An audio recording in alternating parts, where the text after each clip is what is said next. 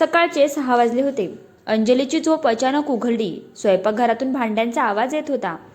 ती घड्याळाकडे पाहते आणि घाबरते. अरे देवा, आई उठली सुद्धा. ती पटकन उठली. लग्नाला फक्त 3 महिने झाले होते. अजून ती सगळं शिकत होती. पण तिची सासू शारदाबाई खूप कडक स्वभावाची होती. अंजली स्वयंपाकघरात आली. आई, मला उठवायला हवं होतं ना. शारदाबाईंनी न घाबरता उत्तर दिलं. घरातली सून स्वतःहून उठली पाहिजे, कोणी उठवायचं नसतं. पहिल्याच वाक्याने अंजलीचं मन खट्टू झालं.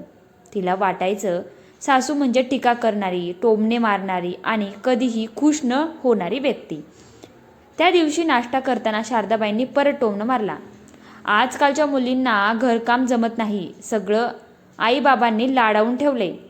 अंजलीचं डोळ्यात पाणी आलं.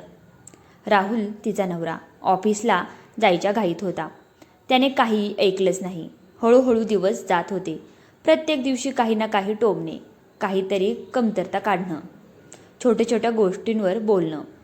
अंजलीला वाटायला लागलं, हो, सासू खरंच वाईट असते. ती आईशी फोनवर बोलताना रडायची. आई, मला इथं जमत नाहीये. आई शांतपणे म्हणायची, बाळा, प्रत्येक नातं समजून घ्यावं लागतं. पण अंजलीला तेव्हा आईचं बोलणं पटत नव्हतं. एक दिवस मोठा वाद झाला. भाजीला जास्त मीठ झालं होतं. शारदाबाई ओरडल्या, इतकं सुद्धा लक्षात राहत नाही? आमच्या काळात असं नव्हतं. अंजलीचा संयम तुटला.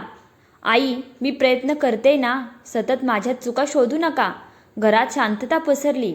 त्या रात्री राहुल म्हणाला, तू आईला थोडं समजून घे, ती एकटीने हे घर सांभाळले. अंजली चिडून म्हणाली, मग मी काय करते? मला कोणी समजून घेणार नाही का? 2 दिवस अबोला, घरात तणाव. पण तिसऱ्या दिवशी अचानक शारदाबाई बेशुद्ध पडल्या. अंजली घाबरली. तिने त्यांना हॉस्पिटलमध्ये घेऊन गेली. राहुल ऑफिसमधून धावत आला. डॉक्टर म्हणाले, ब्लड प्रेशर खूप वाढले, त्यांना ताण देऊ नका. त्या रात्री अंजली हॉस्पिटलमध्ये त्यांच्या शेजारी बसली होती. झोपेत शारदाबाई पुटपुटल्या, मी वाईट नाही आहे, मला फक्त घर नीट राहिलेलं पाहिजे. अंजलीच्या डोळ्यांतून अश्रू वाहू लागले. पहिल्यांदाच तिने सासूला एक आई म्हणून पाहिलं. दुसऱ्या दिवशी राहुलने शांतपणे सांगितलं, बाबा गेले तेव्हा मी 10 वर्षाचा होतो. आईने लोकांची भांडे घासली, शिवणकाम केले, मला शिकवलं. ती खूप कठीण आयुष्य जगले. अंजली हादरली. तिला पहिल्यांदा कळलं, शारदाबाई कठोर आहेत पण वाईट नाहीत. घरी परतल्यावर अंजली बदलली. ती सकाळी लवकर उठू लागली, पण फक्त भीतीपोटी नाही, समजून घेत. एक दिवस ती म्हणाली, आई, तुम्ही मला तुमच्या पद्धतीने भाजी शिकवाल का? शारदाबाई थोड्या थबकल्या. पहिल्यांदाच अंजलीने त्यांना आई म्हणून प्रेमाने हाक मारली होती.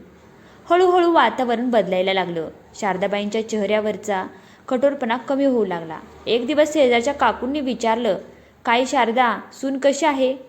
शारदाबाई हसल्या, माझी मुलगीच आहे ती. दरवाजामागे उभी असलेली अंजली रडू लागली. खूप दिवसानंतर घरातले टोमणे कमी झाले. संवाद वाढला. एका संध्याकाळी शारदाबाई म्हणाल्या, अंजली, मी तुला खूप त्रास दिला ना? अंजली त्यांच्या मांडीवर डोकं ठेवून म्हणाली, आई, तुम्ही वाईट नव्हता, आपण दोघेही समजत नव्हतो. काही वर्षांनी अंजली स्वतः सासू झाली. तिच्या सुनेने पहिल्यांदा भाजी जाळली. अंजली हसली, काही हरकत नाही ग, पुन्हा करू. तेव्हा तिला जाणवलं, सासू वाईट नसते, पण नात्यात संवाद नसेल तर गैरसमज वाईट होतात.